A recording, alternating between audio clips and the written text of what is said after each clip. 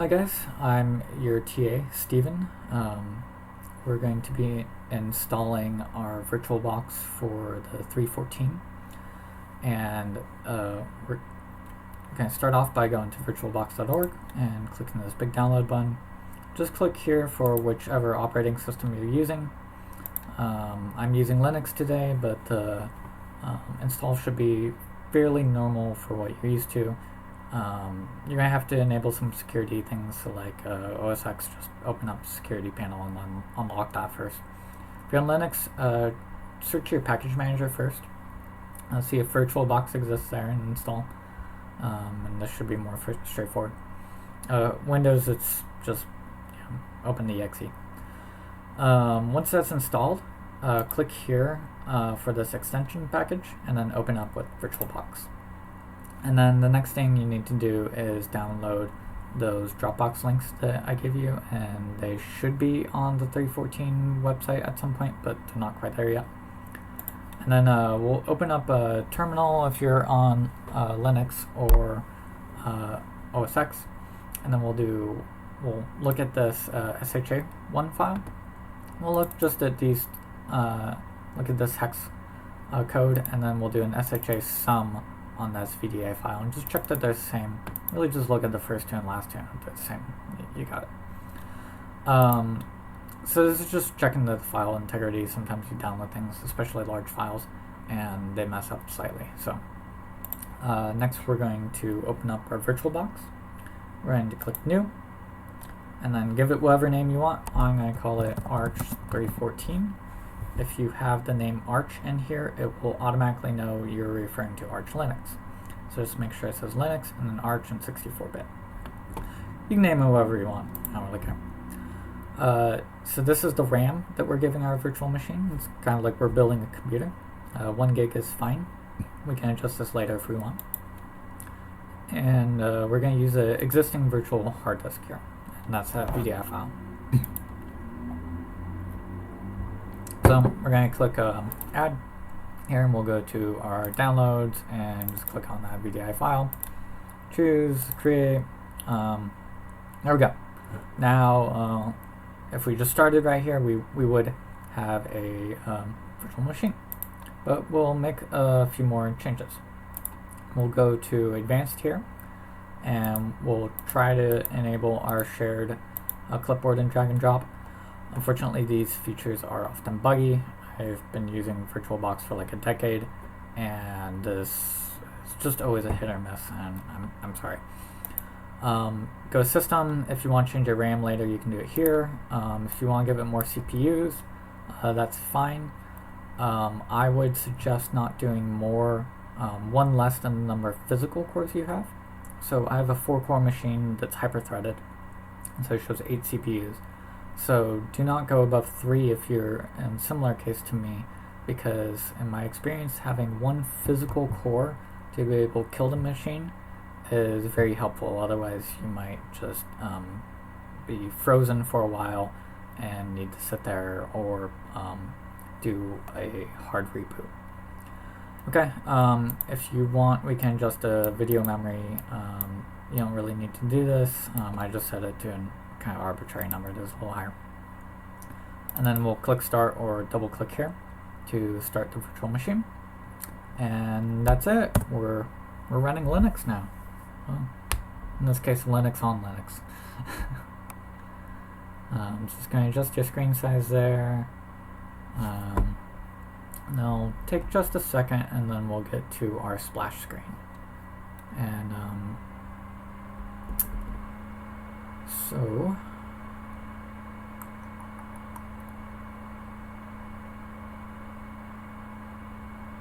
here we go.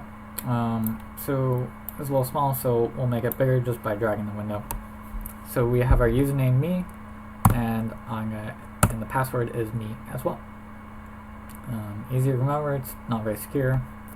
Don't do anything on this that is not secure. Okay, so now the first thing to do is go Devices here and insert this guest utils CD. We'll click here, and we can't run anything as sudo from here. So what we'll do is look at the full file path, and that'll help us. And then we'll go open a terminal by going to Applications, System, and then External.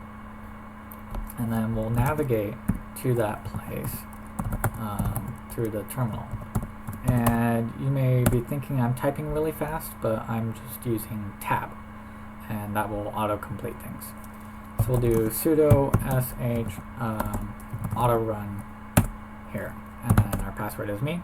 It's going to open up this other window, and things are going to run for a bit. My fans will boost up. So this is kind of one of the reasons I like to have the two CPUs, so it makes these things slightly faster, but again, it's not that big of a deal. So we'll just twiddle our thumbs for a little bit here.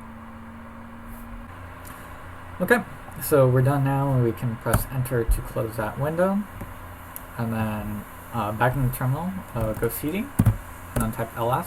So this brings us back to our home directory, and we can see the share folder. If we look in the share, there's nothing in there. Well, we want to connect something from our host computer to this computer. So we'll go to Devices, Shared Folder, Shared Settings, and then we can click this New. And I already created a folder called Tempter in my home directory here. You can do whatever you want. This is just for the video, I called it temp directory. We'll click auto mount, and we'll make it permanent. And then click OK. And OK. And then back into the terminal, we'll do sudo mount -t vbox shared folder tempter, or whatever you named it. And we can do home me share. And again, we can tab autocomplete. And there we go. Now if we go back here, tempter, we have something, and we cat that something, we continue message. We'll go here and we cat, and we'll just cd into share. We'll cat that something file that's right there, we see new message.